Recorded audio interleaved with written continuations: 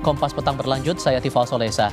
Juru bicara Presiden terpilih Prabowo Subianto Dhanil Anzar Simanjuntak membenarkan kedatangan sejumlah tokoh yang disebut-sebut bakal menjadi menteri ke kediaman Prabowo di Hambalang, Bogor, Jawa Barat. Dhanil membenarkan asisten khusus Menteri Pertahanan Syafri Syamsuddin dan Ketua Komisi 1 DPR Mutia Hafid datang ke kediaman Prabowo di Hambalang pada Jumat siang. Dhanil menyebut keduanya datang untuk berdiskusi dengan Prabowo sebagai mitra kerja. Soal Syafri dan Mutia yang disebut-sebut akan ditunjuk sebagai Menteri Pertahanan dan Menkominfo, Dhanil mengatakan kabinet masih disusun dan belum final. Beliau kan memang terkait dengan Pak Prabowo, Pak Syafri adalah asisten khusus Pak Prabowo dan selama ini membantu Pak Prabowo di Kementerian Pertahanan. Mbak Mutia kan juga Ketua Komisi 1 adalah mitra kerja Pak Prabowo. Jadi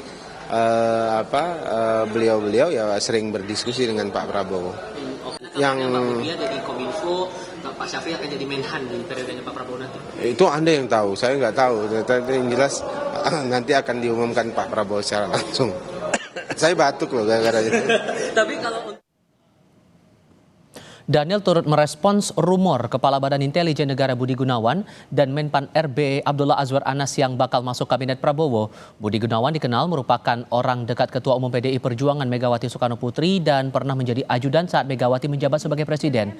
Sementara Abdullah Azwar Anas merupakan kader PDI Perjuangan. Dhanil mengaku tidak tahu rumor BG dan Azwar Anas akan masuk kabinet. Namun ia menyebut Prabowo telah mengantongi dan menimbang sejumlah nama sebagai calon menteri. Oh, saya nggak tahu kalau itu, yang tahu Pak Prabowo. Saya nggak tahu kalau itu. Bang, tapi jumlahnya benar 4. Itu juga saya belum tahu dan belum dipastikan. Sekarang masih dalam proses terkait dengan jumlah. Nanti Pak Prabowo yang akan mengumumkan. Yang jelas Pak Prabowo sudah mengantongi beberapa nama. Beliau sedang menimbang dan mempertimbangkan semua nama-nama itu, baik yang diusulkan oleh partai politik maupun yang diusulkan oleh kelompok lain. Jadi bukan hanya dari partai politik, juga ada usulan dari ormas ya. Sekjen Partai Gerindra Ahmad Muzani enggan membeberkan pertemuan Prabowo dengan sejumlah tokoh yang disebut-sebut sebagai calon menteri di kediaman Prabowo di Hambalang Jumat kemarin. Muzani hanya berseloroh bakal calon menteri di kabinet Prabowo sedang deg-degan semua.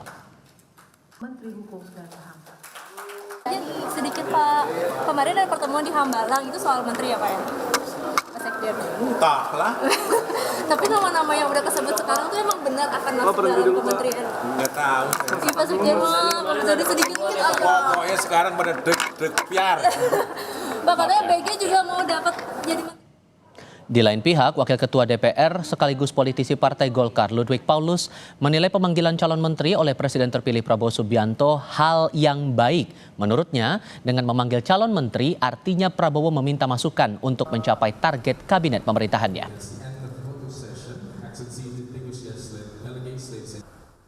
Penyusunan kabinet ini adalah hak prerogatif seorang calon presiden terpilih.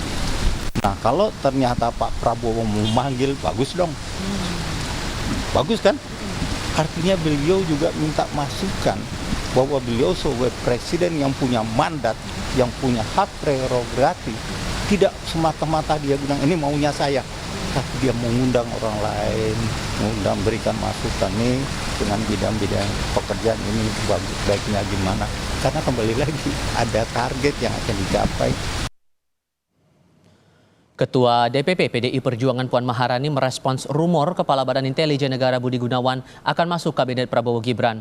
Soal nama Kepala BIN Budi Gunawan yang dikenal orang dekat Megawati dan kader PDIP lain yang diisukan akan masuk kabinet, Puan minta ditunggu saja apakah PDIP akan menempatkan kadernya di kabinet Prabowo atau tidak.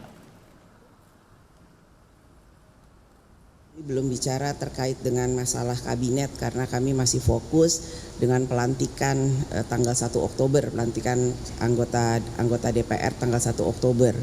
Untuk pertemuan dengan Pak Prabowo seperti yang sudah disampaikan tetap dalam komunikasi yang intensif dan apakah akan menempatkan salah satu kader atau tidak kita tunggu saja.